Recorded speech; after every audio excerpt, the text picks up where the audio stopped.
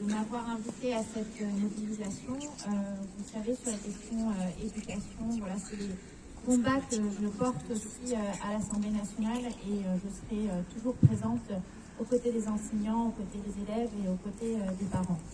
Tout ce que je voulais dire, c'est que déjà, il n'est pas normal que vous soyez là aujourd'hui à essayer de vous battre pour que vos enfants puissent aller à l'école dans des conditions dignes. Le budget de l'éducation, c'est le plus gros budget de l'État. Et cette année, en fait, il n'a même pas été discuté une seule seconde à l'Assemblée nationale. On n'a pas eu cette occasion-là. Et c'est un peu l'image qu'on donne délétère de la société à nos enfants.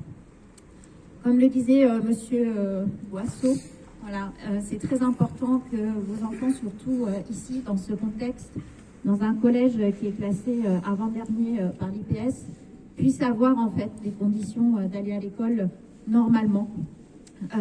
Les enseignants sont sacrifiés, ils sont fatigués, ils ne pourront pas continuer d'une année à l'autre à pouvoir se battre continuellement, à trouver des solutions. Les solutions, ils n'en ont pas. On leur demande de faire toujours plus avec moins de moyens. Et ça, c'est pas normal.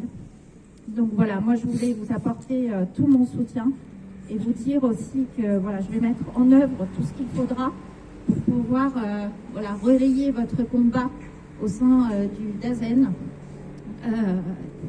pour que cette situation puisse se terminer en fait. Tous les ans, on se retrouve ici en train de nous battre. Moi, j'étais enseignante dans le quartier, donc je connais en fait celles que sont vos difficultés. Je sais quelles sont les difficultés aussi des enfants. Et ça devient de plus en plus le cas, surtout qu'il ne faut pas oublier que les élèves qu'on a aujourd'hui dans les classes, ce sont des élèves qui ont vécu aussi la période de la Covid. Donc on fait face à des situations qu'on n'a pas connues auparavant. On baisse les moyens pour les enseignants, on n'a plus d'infirmières dans les écoles, on n'a plus d'assistantes sociales, ça devient de plus en plus compliqué. Et un État en fait qui fait des économies sur le dos des enfants, sur le dos des élèves, c'est pas possible. C'est l'image qu'on donne de la société à nos enfants, alors qu'ils sont notre futur, et qu'en plus nous on donne à l'école ce qu'on a de plus cher. Donc on a envie que les enfants puissent apprendre dans des conditions qui soient confortables pour eux.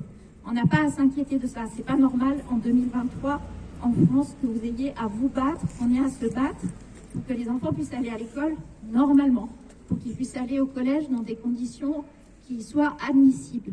Donc on ne peut pas demander aux enseignants, comme le disait Monsieur Boisseau, de faire le choix, de choisir qui il faut qu'ils sacrifient.